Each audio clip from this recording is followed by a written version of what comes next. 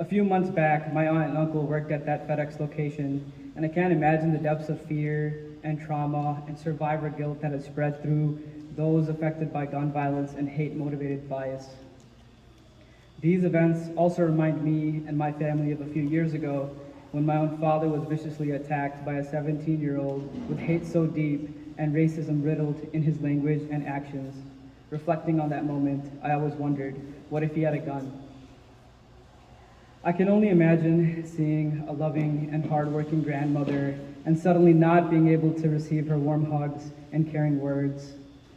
Or being a grandfather who finally got his chance to live a free life in America, excited to get his first paycheck, not knowing that he would not return back home to share his earnings and buy his new pair of shoes.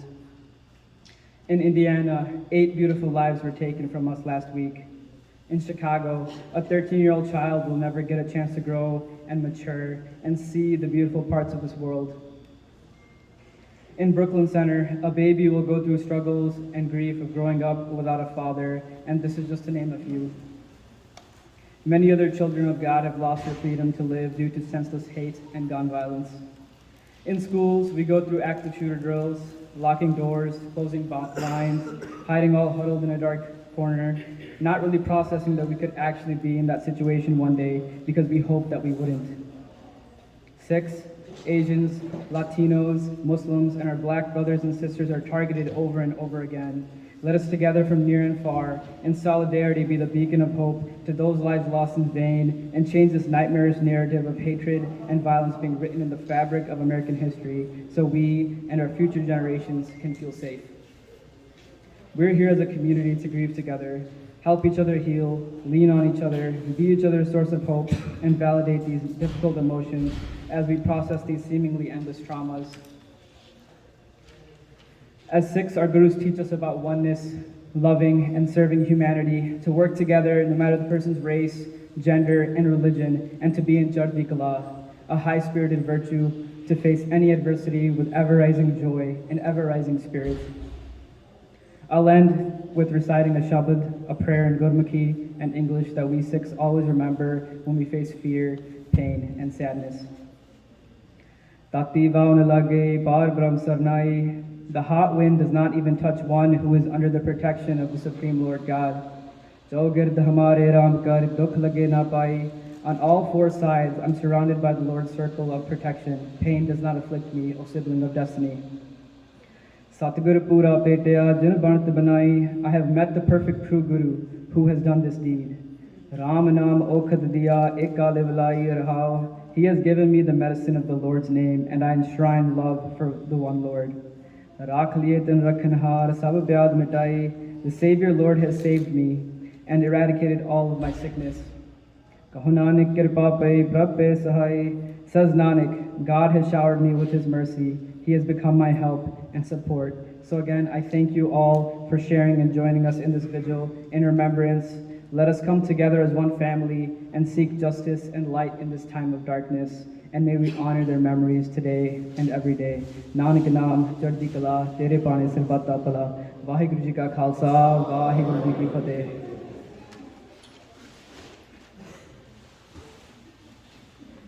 Thank you, Kanwar, for that amazing speech.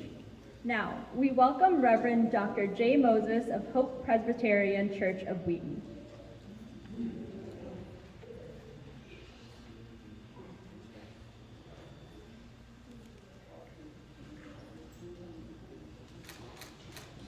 Good evening, everybody. There's a song, a part of our ritual at my church that we will sing, and it's a significant song that has taken many, many centuries for Christians to sing. And the name of the song is Bring Many Names. And the song talks about something that religious leaders in the past have argued about as far as which is the right name of God. And in this song it says, God, that higher power, that transcendence that we all come to, that we come running to when we see violence occur like we have, has many names. We come here today from many traditions. Sometimes we call us people of faith. But it's not faith in a specific religion, it's faith in each other. It's joint commitment and faith to a future for all of us. It took a long time for my tradition to see the diversity of how we see God. And at the same time, not realize that violence shouldn't happen because of how we see God. And today, as I come with my colleagues and friends, and you're all here of different traditions, we show that learning. I find it so sad and tragic that in our day, it is not the name of God that we have to protect, but the name of the human that we have to protect. Your first guru, from what I'm told and taught, came up from the water in a very sectarian time and said there is no Hindu and no Muslim, there is only the human. The Muslim tradition has the 99 names of God. It's inexpressible how much plurality there is of God. And I wonder, why do we have so many expressions of God? What is the most important one? It's so wonderful to be invited here tonight. It's not my first time. But coming from the Sikh tradition, the most important name of God is not Christian or Muslim or Sikh or Hindu. It is the human. It is the holy that we see in the human's face. And as we have come from seeing God in many names, so tonight, tragically, we see the names of humanity. I pray every Sunday. It's called our prayers of the people, and you try and pray for current things on behalf of Muslims, on behalf of Sikhs, and I have simply lost track of what name I'm talking about this week, because there are so many names. And as we come out of COVID, and I believe God has been with all of us, we're being challenged to remember the name of God that has been given within us, which has drawn us today, is the name of the human, the name of the innocent human being, and how we come to each other to remind ourselves of the sanctity of our neighbors and the loss of whatever we call of God when they are taken from us in this way. God bless you all tonight.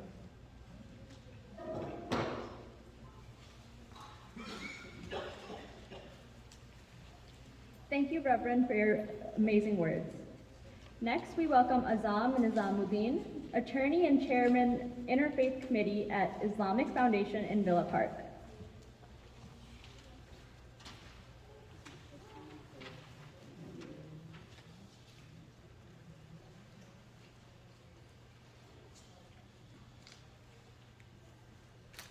Good evening, everyone, and may peace be upon you all.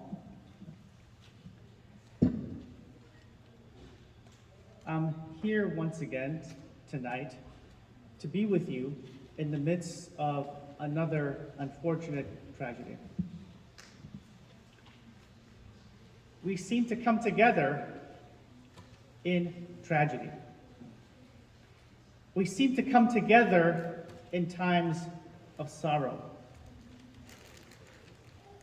Unfortunately, we seem to come together in times of hate. So what is it about the human condition that causes this kind of division? I just want to relate a story in the Quran that helps me to sort of understand the world around us, for both me, my family, our young people. And it is when God is about to create the first human being in the Islamic and Christian tradition. It's Adam. The angels who existed are alarmed, and they object, or in some would say question, God as to why he's creating another creature that would cause bloodshed and create sin in the world. And it's amazing because the fact is that the angels had an idea that this new creature in the vastness of God's creation is going to do a lot of harm. So there's it's understood by even the angels that human beings do harm. But what was most intriguing is God's response to the angels. What's God's response to the angels is that you do not know what I know. You do not know what I know about the potential of human beings to do goodness. The potential of human beings to do just incredible acts of kindness, of mercy, and goodness throughout the world. So whenever we see acts of hate or vengeance, we always seem to come together and see contrarian acts of goodness, of kindness, and love. And that is our human condition. And no matter how terrible the situation is, it's important for us to come together and recall the inherent goodness of all of us and all people. Now, God says in the Quran that He could have created all of us as one religion, as one people. After all, God is omnipotent. Why couldn't we all belong to the same faith traditions or same culture, etc.? Rather, God says, I created you into different sects, tribes, colors, etc. So why? So we can get to know one another and deal with our differences and live in eternal harmony.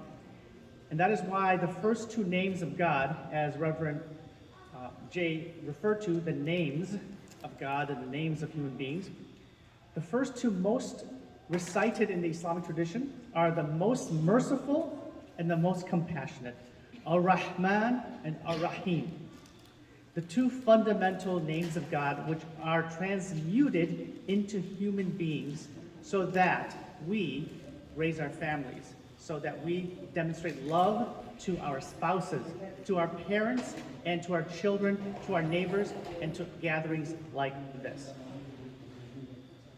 And the Prophet Mohammed reminded us when he said the most important action after belief is to love one another. And I bring you these words because I think it's important that when we turn on the news, what do we see? We see shooting after shooting after shooting for the first 10, 15 minutes. And all of a sudden we go to the weather and then sports. It should be the other way around. The first news item every night should be gatherings like this that are held in gurudwaras, at mosques, at churches, to show the reality of human beings, which is ultimate goodness. And unfortunately, it gets lost in that. So I want to remind myself, my family, everybody else, that ultimate goodness is inherently part of the human condition. And as long as we continue to share, to come together and talk, discuss, and have a meal, that ultimate goodness will prevail. And we hope that we don't have to come together in these tragic moments, but next time we come together for happiness and love and sharing. Thank you.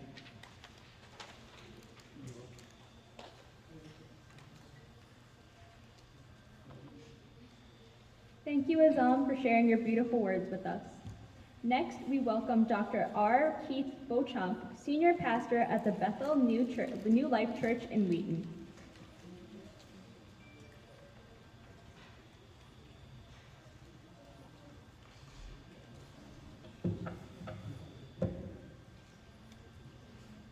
Greetings to each and every one of you this evening. Thank you for the privilege to come out and share with you. I'm so sad by the travesty that gathers us this evening. But yet I trust that the good and almighty God has assembled us to strengthen one another, to embrace one another, to encourage each other. This season is not good. As an African American, we've seen murders, deaths, shootings, and everything else that's happening, and it's not been very positive. These last few weeks, we have witnessed things, and now we share with you and grieve with you and mourn with you as we look and watch our brothers and sisters struggle to understand what is going on in our society, what is happening in our communities. Where is the love? Where is the respect that we should have for life? I'm sorry to say, but I believe in my heart, we have forgotten what it means. No one in this room has created or made a life. You may have given birth, but you're not the creator of it. There is a God. And if there's anyone else who's doing this, I'd like to know who they are. But I know this one thing, that whatever we are doing, it is to lift up and to encourage. So truly, it's been a sad testimony of what's going on in our specific country. As I heard about the mass shooting, as I began to listen and I began to try to put the pieces together, my heart was just full. For once again, we have to talk about the fact that gun violence is out of control, that people don't understand how to respect and encourage each other, and how to strengthen one another. If I disagree with you, it's okay if I disagree, but I don't have the right to take your life. I should just be able to disagree. I don't have the right to destroy or take away from a family member. That's not my power. That's not my privilege. But I'm concerned because our country is struggling. I'm concerned because I know that we know better, and I know that we can do better. I came out tonight. This is my first time here. Thank you, Yaqub, for the invitation. This is my first time here, and it's the most beautiful place. Look at all the beautiful smiling faces. Even under your mask, I can tell you're smiling. I can tell that you're happy to be in communion together. Although it's for an uncomfortable purpose, it's something about coming together that's critical. So I thank you for that. One thing I learned within our community is that we always try to honor God by thanking Him. It says, "Oh, give thanks to the Lord, for He is good, and His mercy endureth forever."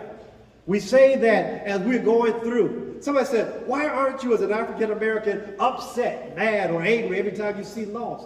I've said it's another chance to praise God. It's another chance to honor the one who gave life and to be able to learn something He tried to teach us. He tried to teach us to learn to forgive.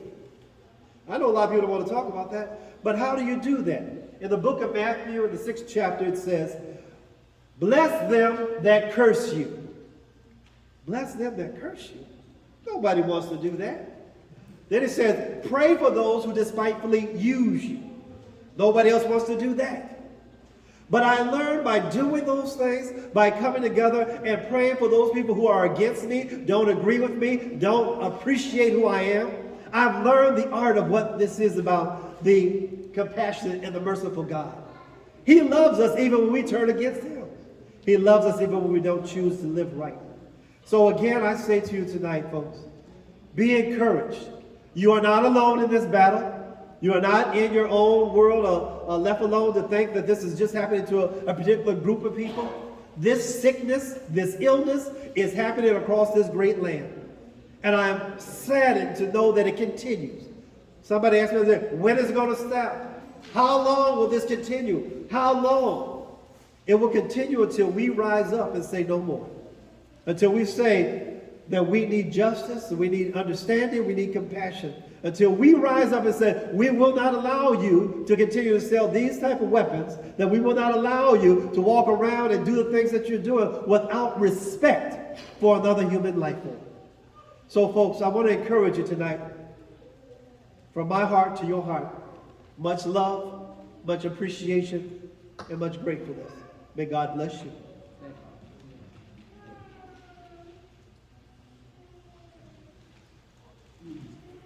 Thank you, Dr. Keith, for your kind and powerful words. Next, we are going to welcome Motika Anand, Secretary at United for Peace.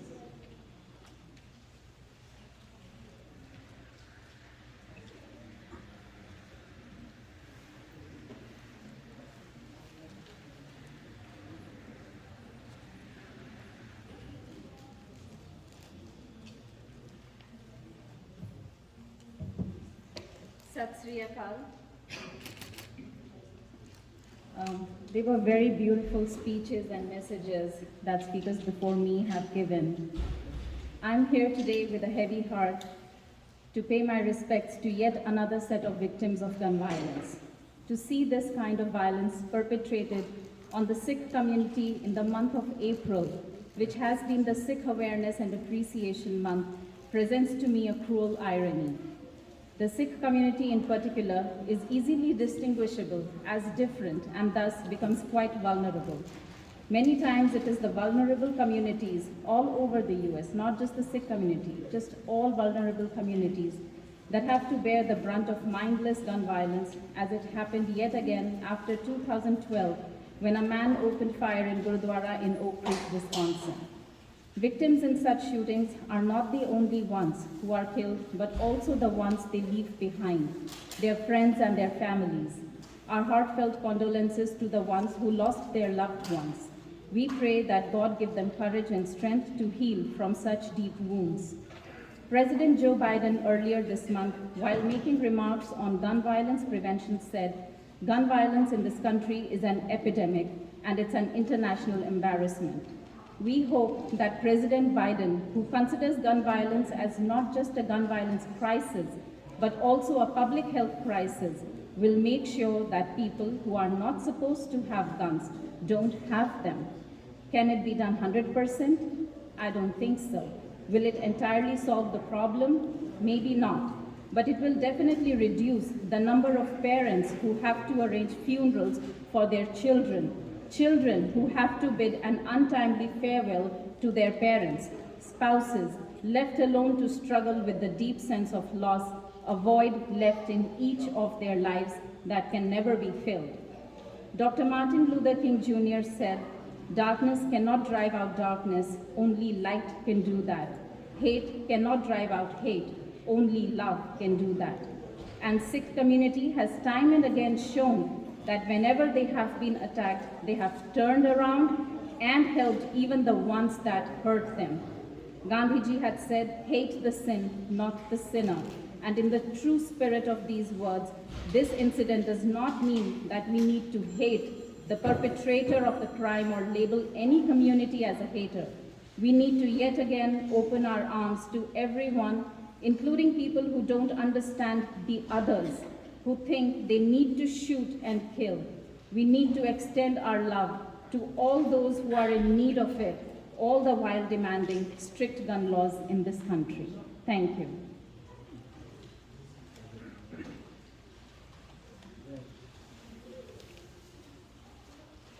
Thank you, Motika, for your kind and inspiring words. Next, we welcome Maria Pike, Survivor Mom, Every Town Survivor Network, and Moms Demand Action.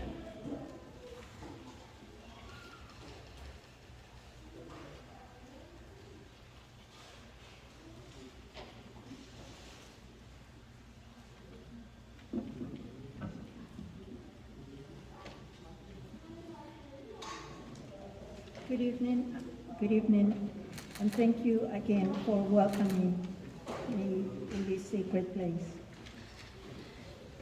In August 2012, my son was killed in Chicago. In August 2012, a white supremacist killed 6 Sikhs and injured several more. They were preparing a meal. They were preparing langar, which is a meal served free of charge to anyone in the community, regardless of their religion. The double invisibility of the Sikh community is compounded by the bias in the heart of the ones who believe anyone who doesn't look like them is the enemy. The ones who for 4 long years were fed the idea that the reason why bad things happen in America is based on religions, cultures, and people of color they do not care to understand. We're coming out of a national moral injury that lasted 4 long years, which we must consistently reject as we heal and open our hearts and minds to the better angels in our American values and conscience. If you are a Sikh or any minority in America, it is impossible to look at this tragedy in Indianapolis and not believe that there is not racism in their motivation. And there have been a lot of conversations about what the Sikhs are, but very few across the nation understand. I have been privileged to know you for 8 years when you welcomed me to speak on gun violence. I was having a hard time today because I couldn't, what do I tell these people who have embraced me for so long, who have been fighting alongside me with words of courage and words of love? What do I tell these people? That we have failed? No, we haven't failed. We're going to be steadfast on our resolution to end gun violence and hate, a lethal combination. Hate and guns are the enemy. I remember when you invited, I have been coming here a few times, and you were very gracious at teaching me what Sikhs do and what they do in the community. And I learned that your names have to do with equality. You are equals. And I learned that your life is of service. I was invited to join you with Sikhs United to serve the people in Puerto Rico, in the mountains of Puerto Rico. And I saw how much love there is in the Sikh community for others. And that will never be extinguished, because at the end of the day, love is what defines us as humans. And I commit to keep working for not only us here who are present, but also our communities of Chicago, because I come from there. I was serving like Jasvir taught me how to serve. And I have been serving in Little Village. And that is where this 13-year-old child was killed by the gun. We have to look into why this happened. We have an opportunity to look at poverty in a different way and how we can help others like you teach me. So I'm here to commit to keep working on gun laws. Don't despair. I am despairing now, but it's because I feel your spirits. We will keep fighting. We will keep looking for ways to reduce gun violence, because that's the scourge of this nation, and only in this nation do we have the amounts of guns that we have, and the laws are not really helping us. But we will keep going, and I pledge to you that I will keep serving the way you serve the world. And thank you for embracing me, and thank you for inviting me. I am with you. I am you. We will disarm hate. At the end of the day, all that unites us is actually love.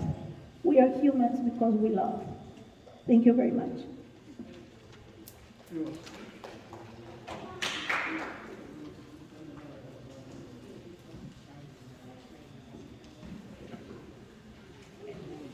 Thank you, Maria Pike, for sharing your story with us.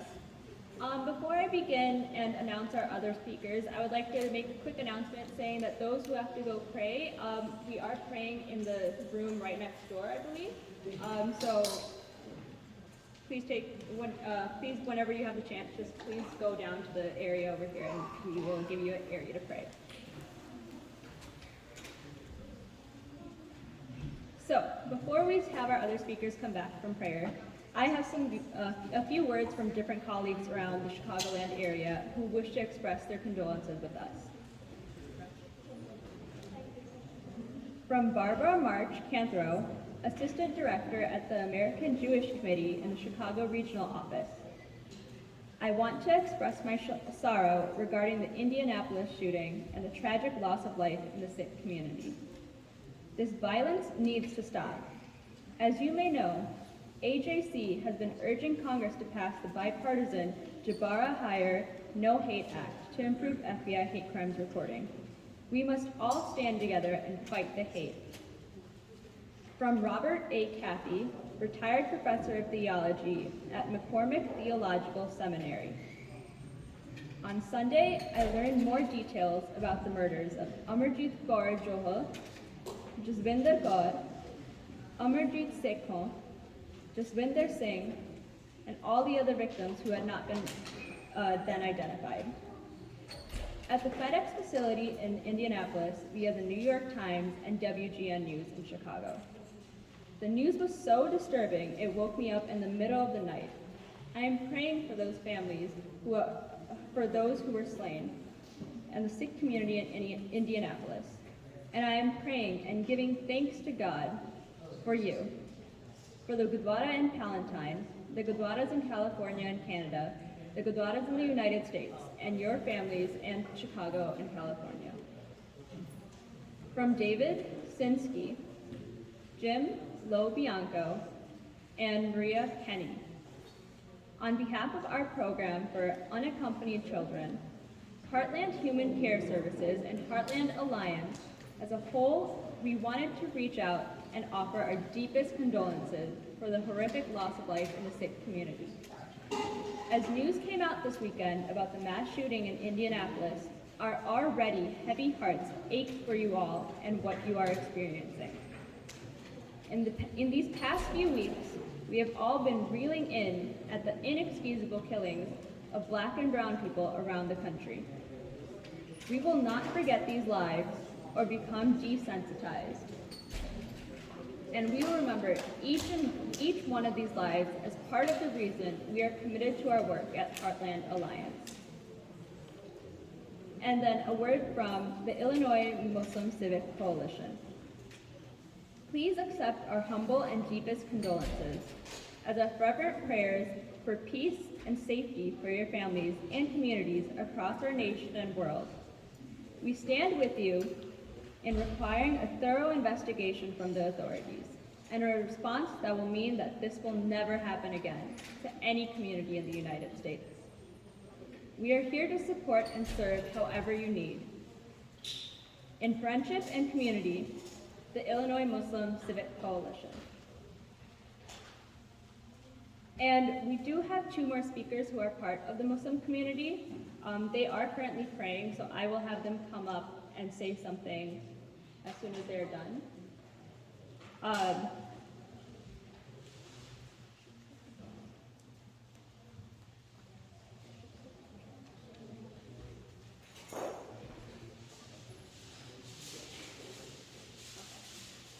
Okay, for now we are going to start lighting the candles.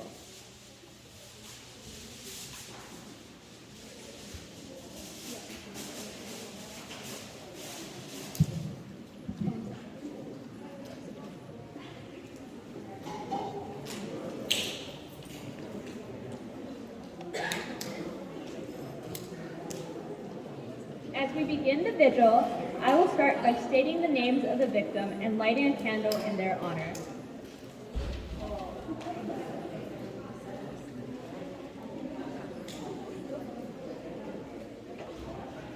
In Boulder, Colorado, Officer Eric Talley, Ricky Olds, Terry Leaker,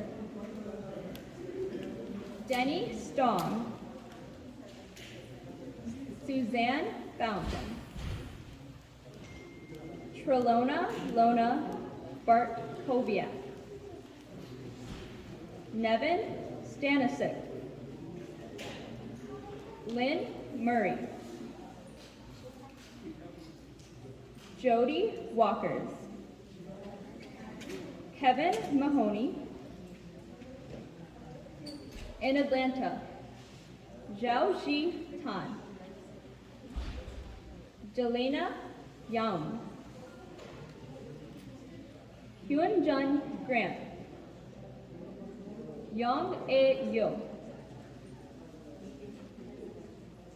Suncha Kim. Da Yo Fun. Paul Andre Michaels. Soon Jung Kim. For those who passed in Indianapolis, Amarjeet Kaur Johal. Samaraya Blackwell. Jaswinder Singh. Amarjeet Kaur Sekhon. John Wieshert. Carly Smith. Jaswinder Kaur. Matthew R. Alexander. And then those who have lost their lives to police brutality. Dante Demetrius Wright. Adam Toledo.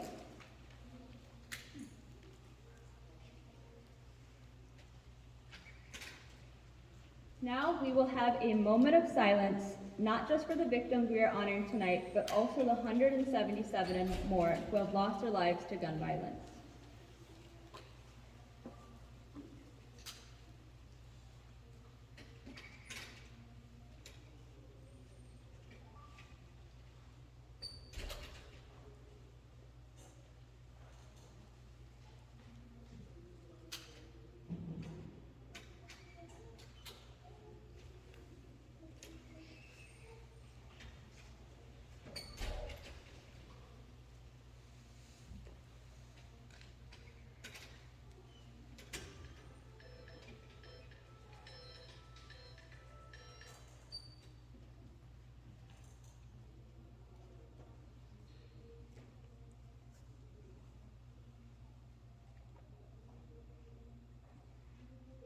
Now we welcome our two other speakers, I believe.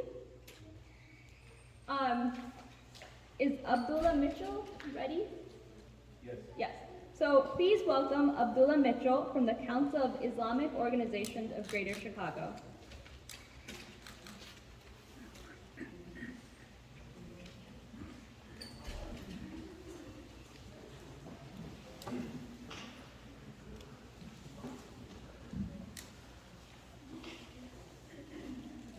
Good evening.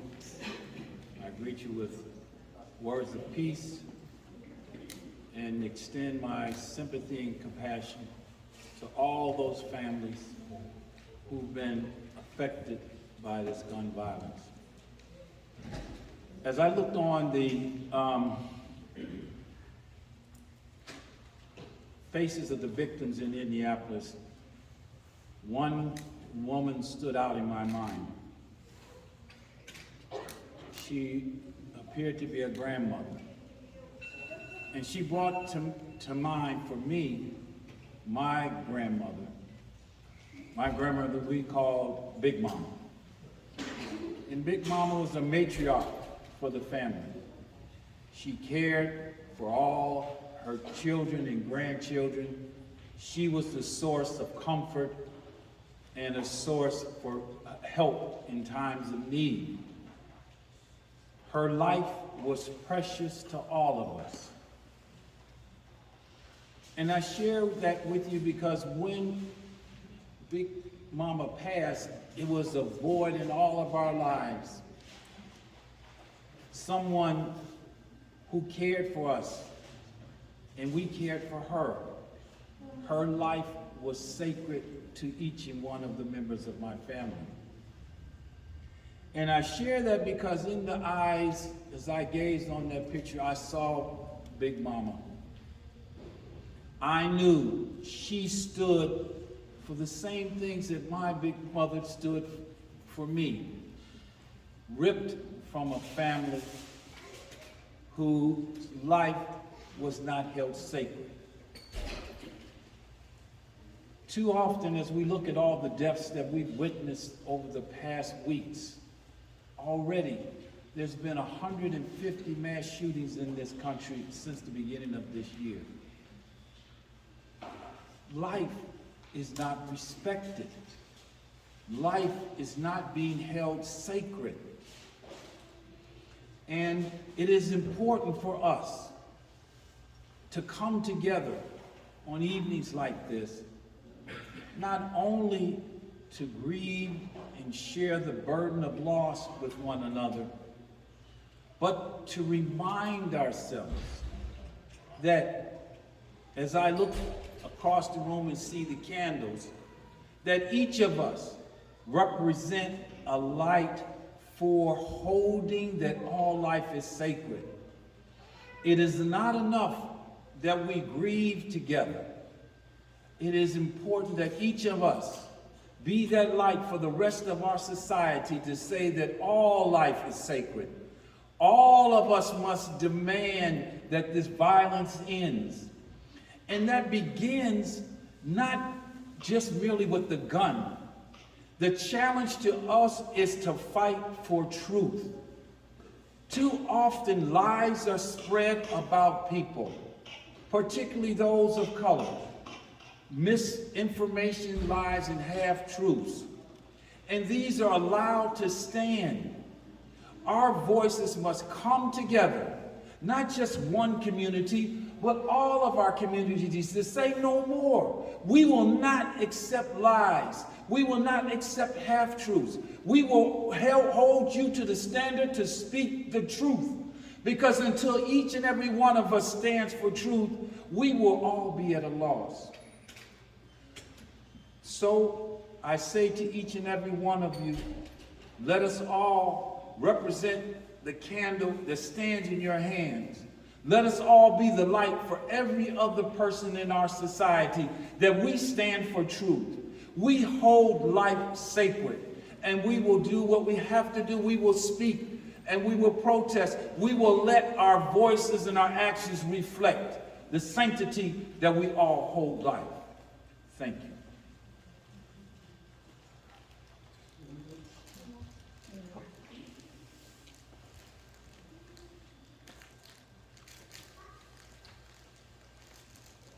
Thank you, Abdullah, for your inspiring words. Next, we welcome Raja Mohammed Yaqub from the Pakistani Coalition.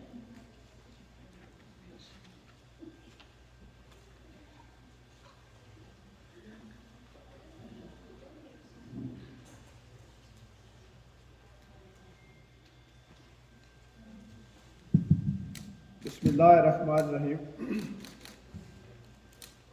In the name of God, He is the creator for all the mankind, Jews, Muslims, Christians, Hindus, Sikhs, and anybody else, Buddhist. We are here today to condemn the action that was taken in Indianapolis a few days ago. As a Pakistani American, as a Muslim, as a human, and as a Punjabi origin, I know the pain of all of you guys, the families sitting in this room. I know the pain you have because Sikh community, our brothers and sisters, they are very peace-loving and hard-working people in this country.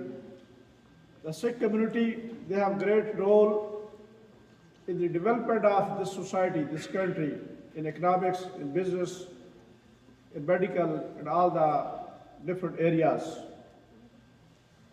I'm surprised a hate crimer, a racist, or the crazy person, he wakes up and he goes to a place, Federal Express, you see the people, 3 innocent ladies working hard for their living, working for their families, and another person and 4 other people also, local people, they were killed by this crazy person.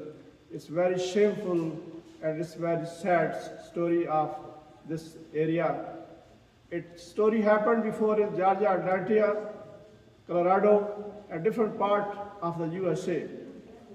We need to ask the government of the United States of America to have an ordinance, to have a law in the parliament, the rights of minorities, the rights of the people of color, for whites, blacks, Hispanics, Indians, Arabs, because this country is a country of immigrant people. And all of over here we are immigrant people in this country. And if there is no strong law, there is no law against the gun violence, there is no any strong law against the hate crimes, there is no any law against the racism, the society has a sad story. This society is not going to survive. So tonight, I feel very sad, and we show solidarity as Muslim, as a Pakistani community, to Sikh community, like you are our brother and sisters. We are with you, we stand with you, and inshallah we'll stand with all the any violence that happens against anybody. Because in all the faith, if we people of the faith should know, everybody know about that. To kill an innocent human being, this is a big sin, and this is a big crime in the humanity. If you can disagree with many things, but to kill an innocent human being is big sin and it's big crime. So this has to be stopped in the society, and we should have a strong ordinance in the parliament and all the communities. I'll say I feel very happy and I appreciate to the organizers. They arranged this meeting. Next time we should have this meeting maybe reaching out to Hispanic community, to African American community, to the white community. The people, they believe on the peace and faith, they should come together. And we should act, and the government should act against this hate crimes, the racism in this country, so that we should be united. Thank you so much.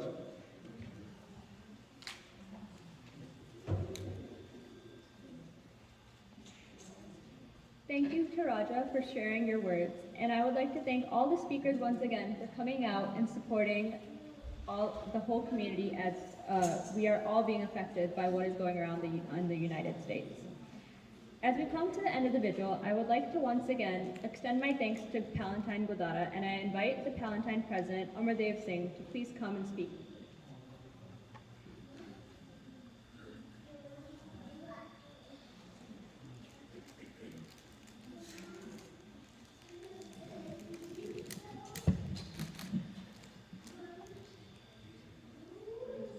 Waheguru ji ਕਾ ਖਾਲਸਾ ਵਾਹਿਗੁਰੂ ਜੀ ਕੀ ਫਤਿਹ। We all know we are here together for the loss of the humanity. It's not only sort of belong to one religion or one caste. We are all creation of God, no matter what name we call it. We all are proud of, and we should be proud of our identity too, but at the same time, we need to live together, help each other, be united in our happy times and in our sorrows. I would like to thank everyone who has joined us this evening, and hope we will not get together again for this sort of, let's pray together, there will be peace everywhere. Thank you very much.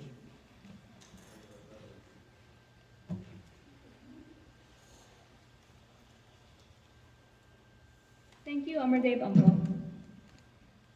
I would like to say some closing remarks. We have become numb to the violence. It is no longer numbness for protection, but numbness for familiarity.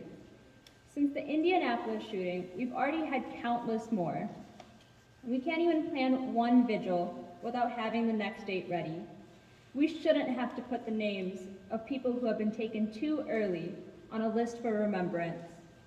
Every soul should receive its own grieving process, but we don't even get a chance to grieve before another shot is fired. Now, if you would please cover your heads and join your hands together while we recite a short Sikh end prayer, a short ardas. Once again, thank you to everyone who's come out to support this vigil. and honor those who have been victims of these violences we've seen across the United States. Parminder Singh, Paisa Adas ka sir.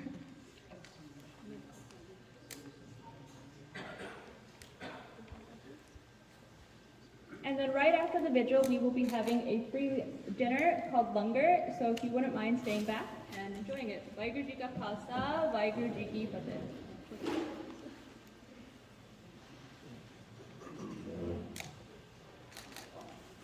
O Master of all ages, O Master of all eternity, Supreme Master, Divine Truth, I bow to you. Dear Lord, you are our Father, our Mother, our brother, our relative, and our friend. You protect us at all places. You are the truth. You are the Creator and self-creator without fear or enmity. You are beyond birth, beyond death. Your light is spread in all your creation and each one of us. Thank you for giving us this opportunity to pay our respect to the victim of gun violence.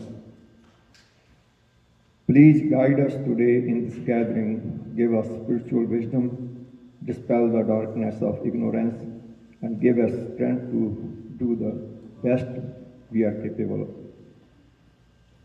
Give us focus and let us not waver.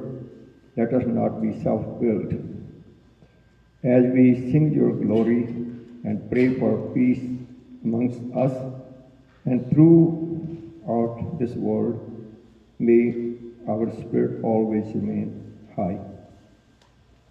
Vaheguru Ji Ka Khalsa, Vaheguru Ji Ki Fateh.